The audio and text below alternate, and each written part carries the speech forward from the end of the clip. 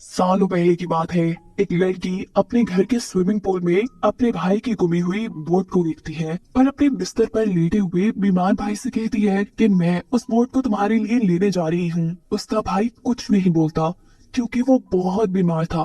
लड़की पूल के पास जाकर पानी में जंप कर देती है और अचानक ही कोई अजीब ताकत उसे पानी की गहराइयों में खींच लेती है। ये लड़की मर जाती पूल से बाहर उसे अपनी मॉम दिखाई देती है। पूरा जोर लगाते हुए जब वो बाहर आती है तो बाहर उसकी मॉम तो क्या कोई इंसान नहीं था। अचानक से दोबारा कोई ताकत उसे ऐसा पानी के अंदर खींचती है कि वो लड़की दोबारा कभी नजर नहीं आई। सीन यही से कट होकर प्रेजेंट टाइम में शिफ्ट होता है और हम रे की फैमिली को देखते हैं। ये लोग रहने के लिए एक स्विमिंग पूल वाला ऐसा घर ढूंढ रहे थे जहाँ रे का अच्छे से इलाज हो सके, क्योंकि किसी एक्सीडेंट की वजह से रे का सेंट्रल नर्वस सिस्टम डैमेज हो गया था और अब वो रूटीन की चीजें जैसे चलना फिरना देखना जैसे काम भी ठीक से नहीं कर पा रहा था और बीमारी की वजह से उसे टीम से निकाल दिया गया था। ये लोग रहने के लिए वही घर चुनते हैं जिसे हमने मूवी के स्टार्ट में देखा है। घर शिफ्ट होने के बाद ये लोग पहला काम पूल की सफाई के बारे में सोचते हैं, जिसको करते हुए ले का हाथ कट जाता है। अब ये लोग कुछ प्रोफेशनल लोगों को पूल की सफाई के लिए बुलाते हैं। इस पूल का वाटर सोर्स अंडरग्राउंड था। पूल में इन्हें खुद पानी डालना नहीं पड़ता था। नेचुरली जमीन के नीचे का पानी इस पूल के अंदर आता था। वो लोग कहते हैं कि ये पानी तुम्हारे लिए काफी अच्छा साबित हो सकता है। खैर हम आगे देखते हैं कि पूल अब दोबारा से तैयार था। ये फैमिली बहुत ज्यादा खुश थी। ये लोग पूल के अंदर जंप कर देते हैं। सभी को बहुत मजा आ रहा था। ये लोग अपने कुछ काम करते हैं और रात में रे की वाइफ दोबारा पूल के अंदर स्विमिंग करने के लिए जाती है। उसे भी स्विमिंग करते हुए पूल के बाहर रे खड़ा नजर आता है, लेकिन जब वो बाहर आती है तो यहाँ कोई नहीं था। रे की वाइफ इन सारी चीजों से घबरा जाती है और घर के अंदर चली जाती है। अब यहीं पर हमें इनकी बिल्ली को बैठा दिखाया जा रहा था। उससे पूल के बिल्कुल दरमियान में वही बोट दिखाई देती है जो कहानी के शुरू में दिखाई जा रही थी। और अगले दिन इन सबको इस पानी के अंदर इनकी कैट का कॉलर मिला था। इनकी कैट अब गायब हो चुकी थी। रे का बेटा इस चीज से बहुत ज्यादा उदास हो चुका था। उसकी मॉम से कहती है उदास ना हो, हम इस पुल के ऊपर एक कवर लगा देंगे ताकि आइंदा कभी ऐसा कुछ ना हो पाए। यही रे नोटिस करता है कि कल जो स्विमिंग पूल से उसके हाथ में बड़ा सा कट लगा था उसमें बिल्कुल दर्द नहीं है। वो पट्टी खोल के देखता है तो इतना बड़ा कट बिल्कुल ठीक हो चुका था, ऐसे जैसे कभी कोई चोट लगी ही ना हो। रे को लगता है कि ये सब पूल के पानी की वजह से हुआ है, इसीलिए वो पूल में ज्यादा से ज्यादा वक्त गुजारने लगता है। जबकि दूसरी तरफ रे की वाइफ को पूल से जुड़े कुछ बुरे सपने भी आने लगते हैं।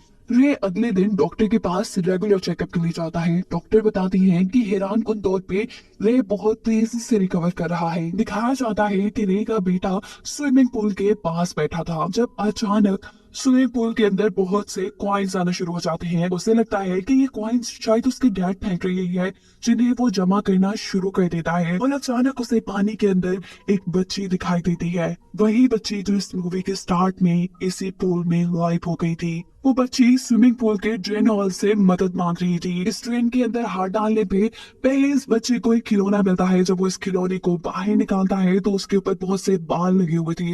अचानक वो बाल हाथों में बदल जाते हैं और ये हाथ उसे अपनी तरफ खींचने लग जाता है। बच्चा बहुत ज्यादा डर कर यहाँ से बाहर निकल आता है। वो ये सारी बातें अपनी मॉम को बताता है। उसकी मॉम जब चेक करती है तो वहाँ कुछ भी नहीं था। ये सब लोग मिलकर अब रे की बेसबॉल प्रैक्टिस में जाती है। जो करते हुए पहले तो रे काफी कमजोर महसूस कर रहा था अपने आप को, लेकिन फिर जब वो पूरा फोकस लगाता है तो इस बार उसने ऐसी शॉट लगाई थी कि बॉल तक फट गई थी। सब लोगों के साथ साथ वो खुद भी इस चीज से हैरान था। रात में रे और उसकी वाइफ डिनर के लिए चले जाते हैं। रे की बेटी अपने फ्रेंड को बुला लेती है। ये लोग जब स्विमिंग पूल में स्विमिंग कर रहे होते हैं तो अचानक उस बच्ची को पानी के अंदर भूत नजर आता है, जिससे डर कर वो पूल से बाहर ही निकलने वाली थी, पर वही भूत उसे पानी के अंदर खींच लेता है। सिर्फ यही नहीं, ये भूत उसे स्विमिंग पूल के पानी से भी नीचे ले गया था। ये लड़की अपने आप को इससे बचाते हुए स्विमिंग पूल में आकर बाहर निकल आती है। वो इतना ज्यादा डरी हुई थी कि उसके भाई को भी समझ आ गई थी कि उसके साथ भी कुछ बुरा हुआ है। वो लड़का अपनी बहन से कहता है कि मैं जानता हूँ इस पूल में कुछ ना कुछ गड़बड़ है और हमें मॉम डैड को इसके बारे में बताना चाहिए, लेकिन वो लड़की कहती है नहीं, तुम ऐसा नहीं करोगे। क्योंकि ये पोल ही है जो हमारे डैड को बहुत तेजी से ठीक कर रहा है और हमारी मॉम भी खुश रहने लगी है। इन दोनों को इस बात का यकीन तो था कि ये पोल भूतिया है, लेकिन वो इस बारे में अपने मॉम डैड को नहीं बताते। अगले दिन ये लोग पोल पार्टी रखते हैं और रे ने जिनसे ये घर खरीदा था वो एजेंट भी यहाँ आती है। रे की वाइफ उससे सवाल करती है कि मैंने सुना है कि 15 साल तक ये पुल बंद रहा, ऐसा कैसे हो सकता है कि इतने सालों में यहाँ रहने वाले लोगों ने इस पुल का इस्तेमाल ही नहीं किया। एजेंट बताती है कि काफी सालों पहले यहाँ पे एक लड़की डूब गई थी जिसके बारे में अगर आप अभी भी वीडियो में हैं तो लाइक और सब्सक्राइब करके जाइएगा ज़रूर।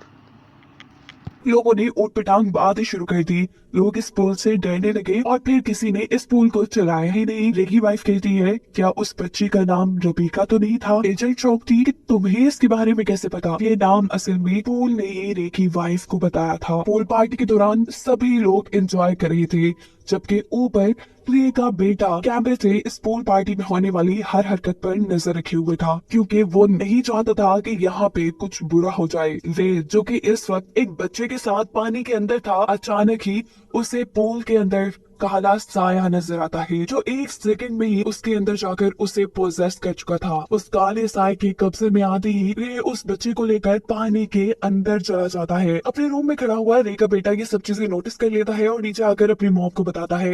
ये लोग रे के हाथ में मौजूद उस बच्चे को तो बचा लेते हैं, पर जिस बच्चे को लेकर रे पानी के अंदर गया हुआ था वो उसके कोच का बेटा था। कोच बहुत ज्यादा नाराज था, वो रे के खिलाफ एफआईआर भी कटवा सकता था, पर रे की वाइफ उसे समझाती है कि ये रे की बीमारी की वजह से हुआ होगा। रे की भी हालत काफी अजीब हो चुकी थी, वो भी अजीब अजीब हरकतें कर रहा था, इसीलिए उसकी वाइफ उसे कमरे में बंद कर देती है और खुद रबीका यानी सालों पहले इस पूल में डूबने वाली बच्ची के ऊपर रिसर्च शुरू करती है। जो करते हुए उसे मालूम पड़ता है कि सदियों से ही इस पूल के अंदर लोग गायब होते आ रहे हैं। ये बात जानने के बाद वो खुद भी खौफ में आ चुकी थी। वो इस पूल का पानी सबसे पहले निकालती है और फिर रेबिका की मॉम के पास जाती है और उनसे पूछती है कि रेबिका के साथ क्या हुआ था और आपका बेटा जो बहुत ज्यादा बीमार था आज वो बिल्कुल ठीक कैसे है और शेफ का इतना बड़ा आदमी कैसे बना। वो पहले पहले ये औरत कहती है कि तुम जो सब बता रही हो वो झूठ है, मेरी तो कोई बेटी ही नहीं थी। लेकिन रे की वाइफ के ज्यादा फोर्स करने पे वो विशिंग वेल की एक कहानी सुनाना शुरू करती है, एक ऐसे कुएं की कहानी जिसके अंदर सिक्के डालने से लोगों की विश पूरी हो जाया करती थी, क्योंकि विशिंग वेल का पानी जादुई था और इसीलिए उस पानी की पूजा भी की जाती थी। लेकिन कहानी में एक ट्विस्ट भी है, जब जब कोई इस पानी को अपनी विश पूरी करने के लिए जगाता था तब तब ये पानी एक कीमत मांगता था। और रेबिका की कहानी ये थी कि उसका भाई बहुत ज्यादा बीमार था, जिसे हमने कहानी के शुरू में ही देख लिया था। उसकी मॉम उसे ठीक करना चाहती थी, इसीलिए उन्होंने इस पानी से विश मांगी और इस विश को पूरा करने की कीमत उन्होंने अपनी बेटी पानी को देकर अदा की। यानी आसान लफ्जों में उन्होंने अपने बेटे को ठीक करने के लिए अपनी बेटी को सेक्रीफाइस कर दिया। रे की वाइफ नोटिस करती है कि इस औरत के काले आंसू आ रहे थे, कोई चीज उसे पोसेस कर रही थी और यहाँ का पानी भी अजीबोगरीब हरकतें कर रहा था। इन सारी चीजों से डर कर वो यहाँ से चली जाती है, पर अब वो ये बात भी समझ चुकी थी कि उन्होंने ये पूल रे को ठीक करने के लिए भरा था। रे तो ठीक हो जाएगा, पर ये पानी उसके किसी एक बच्चे को निगलने का। घर आने पे हम देखते हैं कि रे के दोनों बच्चे अपने पेरेंट्स को ढूंढ रही हैं और तभी रे के बेटे को बाहर अपनी बिल्ली की आवाज आती है। जब वो चेक करने के लिए बाहर जाता है तो हैरान के तौर पर पूल दोबारा पानी से भरा हुआ था। ये चीज उसे परेशान करती है क्योंकि वो जानता था कि उसकी मॉम ने इस पूल को खाली कर दिया है। वो पूल को चेक करने के लिए आगे बढ़ता है और तभी दोबारा उसे पूल के अंदर एक ट्यूब पे अपनी बिल्ली बैठी हुई नजर आती है, जिससे बचाने के लिए जब वो पूल के अंदर जाता है तो कोई चीज उसे पूल के अंदर खींच देती है और पूल का कवर बंद होना शुरू हो जाता है।